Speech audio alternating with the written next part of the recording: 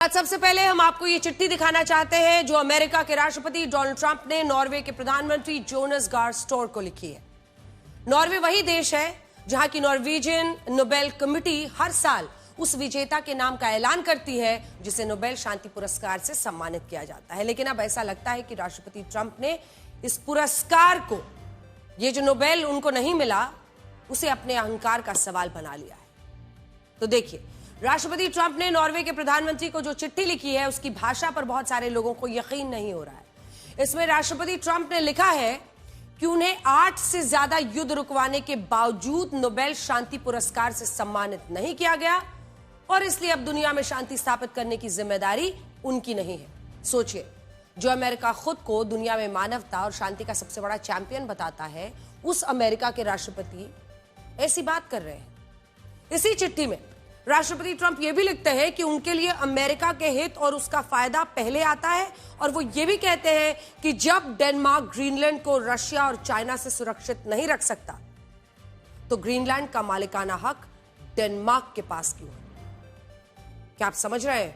Greenland को लेकर राष्ट्रपति ट्रंप की सोच खतरनाक होती जा रही है। राष्ट्रपति ट्रंप को यह भी कहना है इसमें कि अमेरिका ने अब तक नेटो के लिए बहुत कुछ किया और अब नेटो की बारी है कि वो अमेरिका का साथ दे, ग्रीनलैंड अमेरिका को सौंपा जाए। लेकिन हकीकत में इस चिट्ठी का पूरा लबोलुआब सिर्फ इतना है कि राष्ट्रपति ट्रंप को नोबेल शांति पुरस्कार नहीं मिला। वो बहुत नाराज है, खिसियाए हुए हैं और इसी वजह से वो अब ऐसा कदम उठा रहे हैं जिससे पूरी दुनिया में एक वैश्विक तनाव बढ़ता जा रहा है। नॉर्वे के प्रधानमंत्री जोनास गार स्टोर ने इस चिट्ठी की पुष्टि की है और अपनी सफाई में कहा है कि नोबेल शांति पुरस्कार नॉर्वे की सरकार नहीं बल्कि एक स्वतंत्र नोबेल कमेटी देती है और सरकार की इसमें कोई भूमिका नहीं। लेकिन जो डोनाल्ड ट्रंप अपने पूरे देश को अपनी मनमानी पर चला रहे हैं, अमेरिका को इस वक्त, वो शायद ये समझ ही नहीं पाएंगे कि नॉर्वे में एक इंडिपेंडेंट नोबेल कमेटी ये अवार्ड देती है और वहां के प्रधानमंत्री उस बारे में कुछ कर नहीं सकते हैं। देखिए, उनका यह भी कहना है कि उन्होंने राष्ट्रपति ट्रंप को सारी बातें पहले ही स्पष्ट कर दी थी। उन्होंने कहा था कि हमारी सरकार तय नहीं करती है, नोबेल कमेटी करती है, उसमें हम हस्तक्षेप नहीं कर सकते। लेकिन इसके बावजूद राष्ट्रपति ट्रंप अपनी बातों पर अड़े रहे। उन्होंने शिकायत के तौर पर यह चिट्ठी लिखकर अपना विरोध जताया है। यह दुनिया के इतिहास में पहली बार ऐसा हो रहा है जब एक पुरस्कार नहीं मिलने से किसी देश के राष्ट्रपति के अहंकार को ऐसी चोट पहुंची है और इसके कारण पूरी दुनिया में आज हंगामा हो रहा है, अस्थिरता है। अंग्रेजी की एक मशहूर कहावत है, लव एट फर्स्ट साइट, जिसका हिंदी में अर्थ होता है पहली नजर में प्यार हो जाना। राष्ट्रपति ट्रंप को भी नोबेल शांति पुरस्कार से लव एट फर्स्ट साइट हुआ। उन्होंने शुरुआत से ही यही माना कि यह पुरस्कार उनको जरूर मिलेगा। लेकिन जब ऐसा नहीं हुआ तब राष्ट्रपति ट्रंप ने इसे अपना अपमान माना। और आज आप देखिए कि इस अपमान के प्रतिशोध में वो क्या क्या कर रहे हैं। वेनेजुएला से लेकर ग्रीनलैंड, ग्रीनलैंड से लेकर ईरान, ईरान से लेकर यूरोप देशों के साथ। वेनेजुएला पर हमले से लेकर ग्रीनलैंड पर कब्जे की धमकी, यूरोपीय देशों से टकराव, जिसके बाद अब राष्ट्रपति ट्रंप ने कुछ ऐसा किया है जिसकी उम्मीद किसी को नहीं थी। मैं बड़ी स्क्रीन पर आपको दिखाना चाहती हूं कि राष्ट्रपति ट्रंप नोबेल शांति पुरस्कार नहीं मिलने की बौखलाहट में अब एआई की मदद से, एक राष्ट्रपति है वो, और वो एआई की मदद से क्या क्या कर रहे हैं, क्या क्या पोस्ट कर रहे हैं, ये देखिए।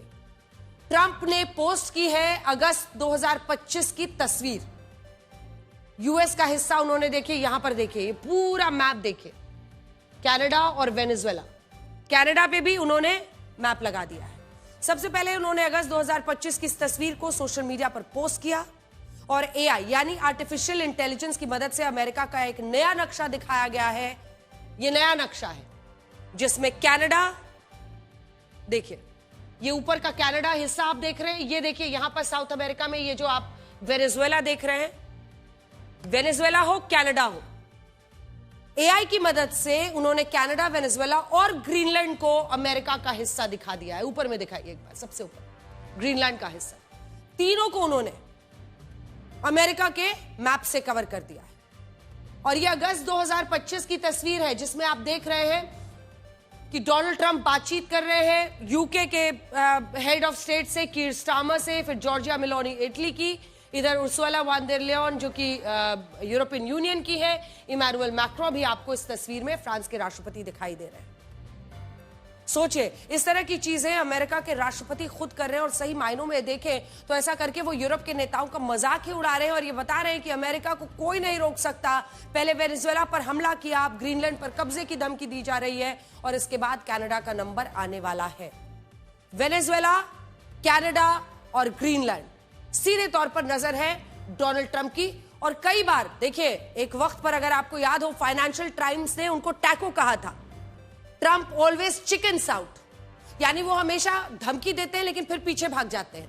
अब ऐसा लगता है कि उन्होंने इसको सीरियसली ले लिया, उसके बिल्कुल विपरीत जो जो धमकी दे रहे हैं उस पर करने पर वो उतारू दिख रहे हैं। और इसीलिए जब इस तरह की धमकी वो दे रहे हैं तो अब पूरे विश्व में एक डर, अस्थिरता का माहौल जरूर है। और इस तस्वीर को देखिए, इसमें भी आर्टिफिशियल इंटेलिजेंस की मदद से बनाया गया है। ये खुद डोनाल्ड ट्रंप ने पोस्ट किया है एआई तस्वीर, जिसमें डोनाल्ड ट्रंप अमेरिका का झंडा लेकर ग्रीनलैंड यहां पर लिखा हुआ है। ये वहां पर जूम इन कीजिए, ग्रीनलैंड यूएस टेरिटरी एस्टैब्लिश्ड 2026। हमने हिंदी में आपके लिए इसको ये कर दिया है।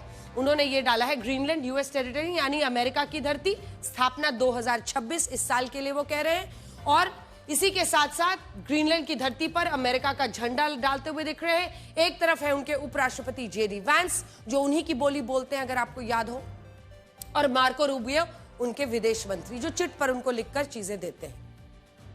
इसमें राष्ट्रपति ट्रंप आपको झंडा लेकर ग्रीनलैंड की धरती पर अगर 2026 में दिखाई दे रहे हैं तो डोनाल्ड ट्रंप अगर ये पोस्ट डाल रहे हैं तो इसकी अहमियत को समझिए। राष्ट्रपति ट्रंप ये कहते हुए ग्रीनलैंड पर कब्जा करना चाहते हैं कि अगर अमेरिका ने ग्रीनलैंड पर कब्जा नहीं किया तो रशिया, चाइना ग्रीनलैंड को अपने नियंत्रण में ले लेंगे। जबकि रशिया के विदेश मंत्री सर्गेई लावरोव, जिन्होंने आज खुद कहा है कि रशिया की ग्रीनलैंड पर कब्जा करने की कोई योजना ही नहीं है। सच तो यह है कि राष्ट्रपति ट्रंप ये सब करके अपनी ताकत दिखा रहे हैं और ये बताने की कोशिश भी कर रहे हैं कि उन्हें नोबेल शांति पुरस्कार ना देकर बहुत बड़ी गलती की गई है। आज ही उन्होंने ये भी कहा है कि अमेरिका दुनिया की एकमात्र शक्ति है जो शांति ला सकती है और ये शांति ताकत के दम पर ही लाई जाएगी। माइट इज राइट अंग्रेजी में एक और कहावत है, यानी जिसके पास ताकत वही सही। और इसी फॉर्मूले पर डोनाल्ड ट्रंप चल रहे हैं। वो ये भी कह रहे हैं कि उन्हें नोबेल शांति पुरस्कार की चिंता नहीं है, बल्कि उन्हें लोगों की जान बचाने की चिंता है। मुझे लगता है कि एक लाइन में इससे बड़ा चुटकुला आज हो नहीं सकता। हालांकि ये बात कहते हुए उनका दर्द भी छलकता है। वो कहते हैं कि नॉर्वे की सरकार चाहती तो उन्हें यह पुरस्कार दिया जा सकता था, लेकिन ऐसा नहीं हुआ। सुनिए।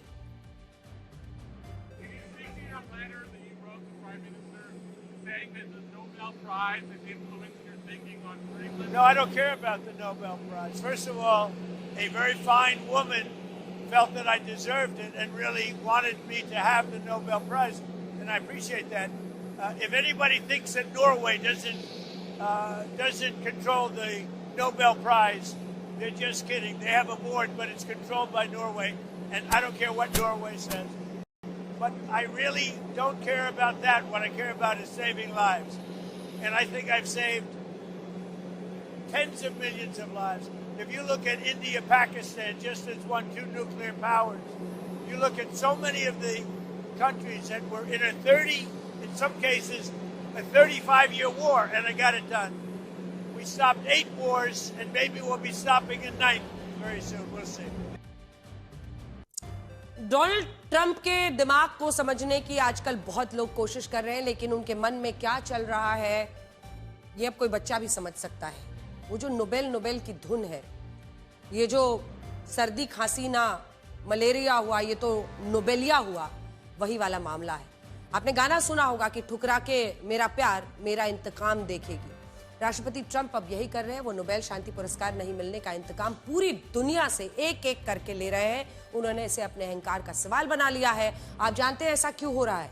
इसके पीछे राष्ट्रपति ट्रंप का ओबामा सिंड्रोम है। साल 2009 में जब बराक ओबामा को अमेरिका का राष्ट्रपति बनने के सिर्फ 8 महीने बाद नोबेल शांति पुरस्कार से सम्मानित किया गया, तब बराक ओबामा ने दुनिया में कोई बड़ा शांति समझौता नहीं कराया था। खुद बराक ओबामा ने एक बार कहा था कि उन्हें बिल्कुल उम्मीद नहीं थी कि उन्हें शांति के नोबेल पुरस्कार से सम्मानित किया जाएगा। और यही बात राष्ट्रपति ट्रंप को परेशान करती है। राष्ट्रपति ट्रंप बार बार इस बात को दोहराते हैं कि जब बराक ओबामा को बिना कोई शांति समझौता किए नोबेल मिल सकता है शांति पुरस्कार, तो उन्हें कथित रूप से 8 युद्ध रुकवाने के बाद भी ये पुरस्कार क्यों नहीं मिला? ये एक बड़ा सवाल है। कि आखिर राष्ट्रपति ट्रंप की सुई नोबेल शांति पुरस्कार पर ही आकर क्यों रुक गई है। कितने महीनों से आप देख रहे हैं उनको नोबेल की बात करते हुए, अब तो उनको नोबेल अपना मचाडो ने दे भी दिया है। इसका बड़ा कारण यह है कि राष्ट्रपति ट्रंप के लिए ये जो नोबेल शांति पुरस्कार है, ये शांति से ज्यादा स्वीकृति यानी वैलिडेशन का प्रतीक है। राष्ट्रपति ट्रंप का अब तक का इतिहास विवादों से भरा रहा है। उनकी छवि को लेकर अमेरिका में कई सवाल उठते हैं, लेकिन अगर राष्ट्रपति ट्रंप को नोबेल शांति पुरस्कार मिलता तो इतिहास उन्हें लेकर विनम्र रहता। उनकी छवि एक शांति दूत के रूप में जानी जाती। संक्षेप में कहे तो यह एक पुरस्कार राष्ट्रपति ट्रंप के सभी पुराने विवादों पर पर्दा डाल देता, कालीन के अंदर उन्हें छिपा देता। और इसी वजह से इस पुरस्कार को लेकर राष्ट्रपति ट्रंप आर पार की लड़ाई लड़ रहे हैं। मचाडो ने दे दिया पुरस्कार, चिट्ठी लिख के साथ में बड़े से फ्रेम में लगा के, लेकिन फिर टीस निकल गई उनकी आज। सबसे बड़ी बात यह है कि राष्ट्रपति ट्रंप खुद को शांति दूत तो कहते हैं, लेकिन वो करते क्या है, जरा उसकी भी एक झलक देख लीजिए। इमैनुअल मैक्रों, हमने आपको शुरू में ही बताया था ना कि ऐसा लगता है जैसे राष्ट्रपति ट्रंप रोज सुबह उठते हैं, अब लगभग वहां सुबह होने ही वाली है, वहां पर वोट गए होंगे। सुबह उठते ही एक दुश्मन वो खोजते हैं। एक इंटरनेशनल नेता के भी कोई भी हो सकता है, उसके पीछे वो पड़ जाते हैं। कभी खामेनेई को धमकियां देते हैं, अब इमैनुअल मैक्रों के खिलाफ उन्होंने बीती शाम जो कहा है वो दिखाते हैं। इसी हफ्ते राष्ट्रपति ट्रंप ने गाजा के लिए बनाए गए बोर्ड ऑफ पीस में फ्रांस के राष्ट्रपति इमैनुअल मैक्रों को शामिल होने का न्योता दिया। लेकिन जब राष्ट्रपति मैक्रों ने ग्रीनलैंड पर डेनमार्क का समर्थन करने का फैसला किया कि नहीं भाई, ग्रीनलैंड के लोग डिसाइड करेंगे या ग्रीनलैंड डेनमार्क का हिस्सा है, राष्ट्रपति ट्रंप ने सारी हदें पार कर दी। उन्होंने राष्ट्रपति मैक्रों को अपमानित करने के लिए उनके प्राइवेट मैसेजेस को सोशल मीडिया पर सार्वजनिक कर दिया, जिनमें यह लिखा था कि राष्ट्रपति मैक्रों को ग्रीनलैंड पर अमेरिका के दावे का मतलब समझ नहीं आ रहा है और वो डावोस में G7 देशों की एक बैठक का आयोजन करने के लिए तैयार हैं। इसमें वो पेरिस का भी जिक्र करते हैं, जिसमें रशिया को भी आमंत्रित किया जा सकता है। लेकिन राष्ट्रपति ट्रंप ने इस प्राइवेट मैसेज को न सिर्फ सार्वजनिक कर दिया, बल्कि राष्ट्रपति मैक्रों को यह भी धमकी दी कि फ्रेंच वाइन, जो लोग वाइन के शौकीन हैं उन्हें पता होगा कि फ्रांस से जो फ्रेंच वाइन है, जो फ्रेंच विनयार्ड्स है, वहां की वाइन की बहुत पसंद किया जाता है पूरी दुनिया में। अमेरिका से लेकर तमाम देशों में वो खरीदा जाता है, बेचा जाता है। जो फ्रेंच वाइन है, जो फ्रेंच शैंपेन है, उस पर डोनाल्ड ट्रंप ने कहा 200% टैरिफ लगा सकते हैं। और ये एक ऐसी धमकी है जिससे फ्रांस में खलबली मच गई है। देखिए, फ्रांस हर साल, हम आपको सुनाते हैं कुछ ही देर में कि डोनाल्ड ट्रंप ने इस पर क्या कहा है। फ्रांस हर साल अमेरिका को 40,000 करोड़ रुपए की वाइन और शैंपेन निर्यात करता है, जिस पर अभी सिर्फ 15% टैरिफ है। लेकिन अब अगर इन पर 200% टैरिफ लगाया जाता है तो अमेरिका में फ्रेंच वाइन और शैंपेन का निर्यात काफी कम हो जाएगा। इससे फ्रांस को बड़े पैमाने पर नुकसान होगा। फ्रांस अकेले अपनी 25% वाइन और शैंपेन अमेरिका को निर्यात करता है और अब राष्ट्रपति ट्रंप इसी निर्भरता को निशाना बनाकर फ्रांस को ब्लैकमेल कर रहे हैं और ये कह रहे हैं कि ग्रीनलैंड पर अमेरिका को फ्रांस का साथ नहीं मिला तो अमेरिका फ्रांस को बिल्कुल भी लिहाज नहीं करेगा।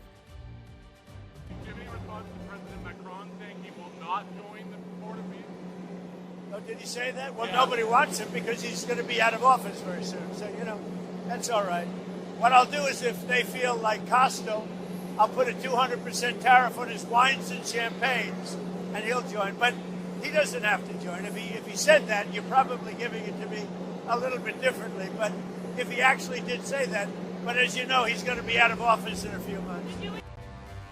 कुछ ही महीनों में पद से बाहर होने वाले हैं इमैनुअल मैक्रों, ये डोनाल्ड ट्रंप उनके बारे में कह रहे हैं और इसी में उन्होंने ये टैरिफ की भी बात कर दी है कि 200% टैरिफ लगा देंगे फ्रांस के वाइन और शैंपेन पर। जिस तरह राष्ट्रपति ट्रंप यूरोप के देशों को निशाना बना रहे हैं, उसके बाद बड़ा सवाल यही है कि क्या इस टकराव के कारण पश्चिमी देशों में वैसे ही हालात बन सकते हैं जैसे दूसरे विश्व युद्ध के समय बन गए थे। उस वक्त भी दूसरा विश्व युद्ध पश्चिमी देशों के बीच लड़ा गया था, जिनमें एक तरफ जर्मनी, जापान, इटली थे और दूसरी तरफ ब्रिटेन, अमेरिका और फ्रांस। बाद में इस युद्ध में सोवियत संघ भी शामिल हो गया और आज एक बार फिर से यूरोप के देशों में आपसी टकराव हो रहा है। राष्ट्रपति ट्रंप यूरोपीय नेताओं का लगातार अपमान कर रहे हैं। 18 फरवरी 2025 को राष्ट्रपति ट्रंप ने यूक्रेन के राष्ट्रपति व्लादिमीर ज़ेलेंस्की को तानाशाह और जोकर कहा। हम बस कुछ नमूने दिखा रहे हैं। ये AI जनरेटेड वीडियो है। उन्होंने व्लादिमीर ज़ेलेंस्की, जो कि राष्ट्रपति हैं यूक्रेन की, जिसके वो मदद का दावा करते हैं, उनको तानाशाह भी कह दिया और जोकर भी कहा। ब्रिटेन के प्रधानमंत्री कीर स्टारमर को मूर्ख बताया। फ्रांस के राष्ट्रपति इमैनुअल मैक्रों के लिए यह कहा कि वो अब कुछ दिनों के राष्ट्रपति हैं और वो उनके सामने गिड़गिड़ाते रहते हैं। जर्मनी के लिए यह कहा कि वहां की सरकार को फैसला लेना नहीं आता। उत्तर कोरिया के supreme leader Kim Jong Un को मैडमैन बताया। ये लिस्ट बहुत लंबी है, हम आपको बस ये बता रहे हैं कि जो भी नेता राष्ट्रपति ट्रंप के साथ असहमति जताता है, राष्ट्रपति ट्रंप उस नेता का अपमान करते हैं, अपना निजी दुश्मन बना लेते हैं।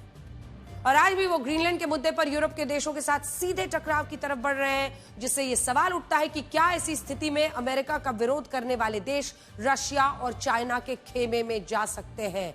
इस मुद्दे पर बहुत गंभीरता से चर्चा हो रही है कि आज जब अमेरिका लाल आंखें दिखा रहा है ग्रीनलैंड के मुद्दे पर, यूरोप के ही देशों से टकराने को तैयार है, तो क्या ये तमाम देश रशिया या चाइना का रुख कर सकते हैं? अगर रूस यूक्रेन युद्ध के बीच बौखलाए हुए ट्रंप ज़ेलेंस्की की मदद पूरी तरह से छोड़ देते हैं, यूरोपीय देशों को अलग थलग कर देते हैं, क्या ये मुल्क बिल्कुल दीवार पे जाकर खड़े नहीं हो जाएंगे और फिर सोचेंगे कि हमें किधर रुख करना है?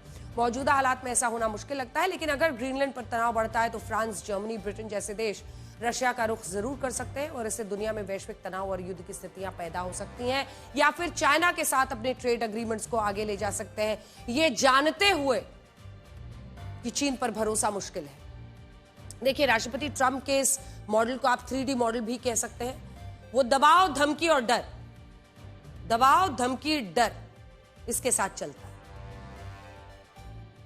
राष्ट्रपति ट्रंप यही सोच रहे हैं कि उन्होंने जिस तरह वेनेजुएला के राष्ट्रपति निकोलस मादुरो का अपहरण कर लिया, क्या किया दुनिया ने? कुछ नहीं। आज भी निकोलस मादुरो अमेरिका की धरती पर हैं, जेल में हैं, उनका ट्रायल चल रहा है। वैसे ही अगर वो ग्रीनलैंड पर कब्जे की धमकी देते हैं, यूरोप के देशों पर डेनमार्क का साथ देने के लिए 10% का टैरिफ लगा देते हैं, उससे उनकी लोकप्रियता में इजाफा अमेरिका में होगा। लेकिन हकीकत यह है कि ये सब करने के बाद भी अमेरिका के लोग उनका विरोध कर रहे हैं, उनके फैसलों को लेकर अपनी असहमति जता रहे हैं। और आज उनकी अप्रूवल रेटिंग्स कहां पहुंच गई है, हम आपको दिखाते हैं। आज डोनाल्ड ट्रंप को अमेरिका का राष्ट्रपति, ये देखिए, अलग अलग तस्वीरें हम आपको अलग अलग दिन की उनकी दिखा रहे हैं। आज डोनाल्ड ट्रंप को अमेरिका का राष्ट्रपति बने 1 साल पूरा हो गया और 1 साल पहले जनवरी 2025 में जब डोनाल्ड ट्रंप अमेरिका के राष्ट्रपति बने थे, तब उनकी अप्रूवल रेटिंग, जूम इन कीजिए, 52% थी और डिसअप्रूवल रेटिंग्स 43%। 52 और 43, यानी लगभग 9% का गैप था। लेकिन आज यही अप्रूवल रेटिंग्स पलट गए, 42 हो गई है। ये देखिए मामला किस तरह से 52 से 53 पर भी 44 पर उनका पहुंचा और अब 42 पर है। अप्रूवल रेटिंग्स यहीं से, मतलब मुझे लगता है कि जनवरी से लेकर अप्रैल के बीच में पिछले साल उनकी अप्रूवल रेटिंग्स नीचे आ चुकी थी, डिसअप्रूवल ऊपर बढ़ चुकी थी। और यही बढ़ते बढ़ते आज देखिए, जब हम जनवरी 2026 में मौजूद हैं, 55% उनकी डिसअप्रूवल रेटिंग हो गई है और 42% उनकी अप्रूवल रेटिंग हो गई।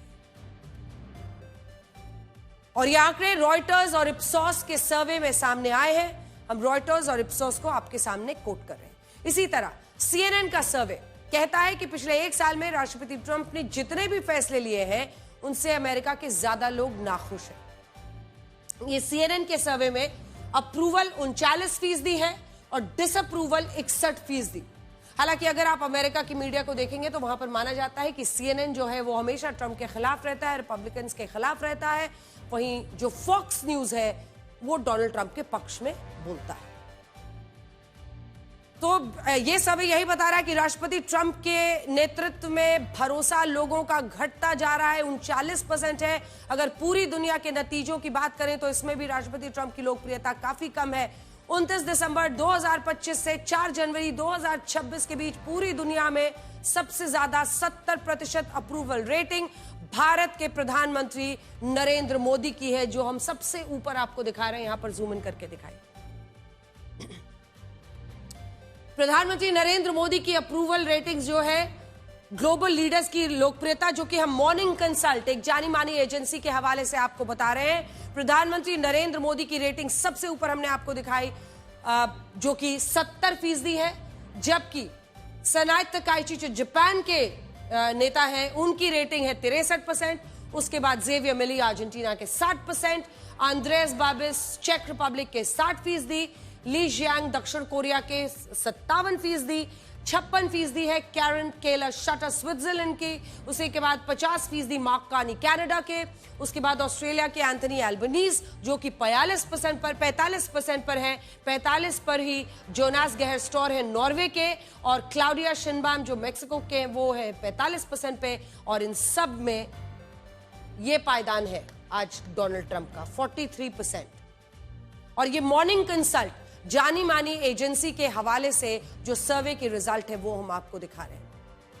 आसपास कोई नहीं है, प्रधानमंत्री नरेंद्र मोदी के मॉर्निंग कंसल्ट का ये डेटा है जिसमें वो आज भी दिखा रहे हैं कि प्रधानमंत्री नरेंद्र मोदी 70% अप्रूवल रेटिंग के साथ सबसे ज्यादा है। ये स्थिति भी तब है जब राष्ट्रपति ट्रंप मीडिया में आकर भाषण देने का एक भी मौका नहीं छोड़ते। द न्यूयॉर्क टाइम्स के मुताबिक 20 दिसंबर 2025 तक राष्ट्रपति ट्रंप ने 329 दिनों में 250 बार मीडिया के सामने आकर भाषण दिया, 320 बार और आधिकारिक कार्यक्रमों में नजर आए। इसी दौरान उन्होंने ट्रूथ सोशल पर 100, 200 या 500 नहीं बल्कि 5000 पोस्ट किए, जिस पर न्यूयॉर्क टाइम्स ने यह लिखा कि राष्ट्रपति ट्रंप को मीडिया में रहना अच्छा लगता है, उनकी सबसे बड़ी हॉबी यह है कि वो अपनी तारीफ सुनना पसंद करते हैं।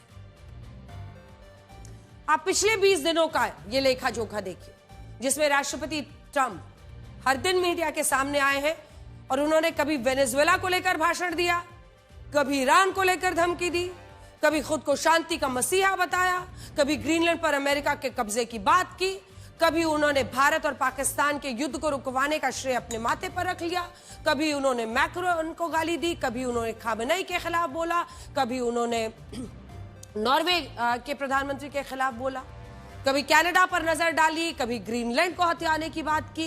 राष्ट्रपति ट्रंप को मीडिया में हेडलाइन बनने के साथ अपनी तारीफ सुनना बहुत अच्छा लगता है। उदाहरण के लिए नेटो के महासचिव मार्क रट ने सीरिया, गाजा, यूक्रेन के मुद्दे पर राष्ट्रपति ट्रंप के फैसलों की तारीफ की है। इसीलिए राष्ट्रपति ट्रंप मार्क रट को एक महान इंसान बता रहे हैं और यह भी कह रहे हैं कि उन्होंने नेटो के महासचिव से फोन पर बात करके तय किया है कि स्विट्जरलैंड के डावोस में कोई बैठक करेंगे और इसी बैठक में ग्रीनलैंड के भविष्य पर फैसला होगा। अब सोचिए, वर्ल्ड इकोनॉमिक फोरम जिसकी एनुअल बैठक होती है, मेगा मीटिंग होती है डावोस में, और वो कह रहे हैं कि इसी डावोस में जाकर वो ग्रीनलैंड के भविष्य का फैसला करेंगे। इसके अलावा जब ग्रीनलैंड को लेकर अमेरिका का यूरोप के देशों के साथ तनाव बढ़ रहा है, तब अमेरिका के north American aerospace defence command ने अपने एक सैन्य विमान को ग्रीनलैंड भेजा है जो पीटरफिक स्पेस बेस पर तैनात रहे। अमेरिका का कहना है कि यह तैनाती पहले से तय सैन्य गतिविधियों के तहत ही की जा रही है, लेकिन एक्सपर्ट्स का कहना है कि अमेरिका वेनेजुएला की तरह ग्रीनलैंड पर भी कब्जे की योजना बना रहा है, जिससे अमेरिका और यूरोप के देशों में तनाव बढ़ सकता है। हालांकि इस पूरे घटनाक्रम में डावोस का सम्मेलन बहुत बड़ा है, जहां वर्ल्ड इकोनॉमिक फोरम का समिट चल रहा है और राष्ट्रपति ट्रंप भी इस समिट में शामिल होने वाले हैं। इस दौरान उनकी मुलाकात नेटो देशों के साथ तो होगी ही, साथ ही भारत के बड़े उद्योगपतियों से भी राष्ट्रपति ट्रंप मुलाकात करने वाले हैं। इनमें टाटा सन्स के चेयरमैन नटराजन चंद्रशेखरन, भारतीय एंटरप्राइजेस के चेयरमैन सुनील भारती मित्तल, विप्रो के सीईओ श्रीनी पल्लिया, इंफोसिस के CEO Salil S Parekh, Mahindra group के चीफ एग्जीक्यूटिव अनीश शाह, बजाज फिनसर्व के चेयरमैन और मैनेजिंग डायरेक्टर संजीव बजाज और जुबिलेंट भारतीय ग्रुप के हरि एस भारती शामिल होंगे।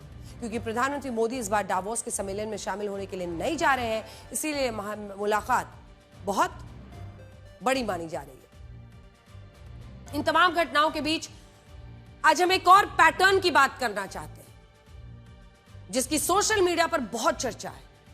साल 2024 में जब वेनेजुएला में राष्ट्रपति के चुनाव हुए, तब इन चुनाव में विपक्ष ने वोट चोरी का आरोप लगाया था और लोगों में यह धारणा बनाई गई कि राष्ट्रपति निकोलस मादुरो बेईमानी करके वोट चुराकर राष्ट्रपति बने।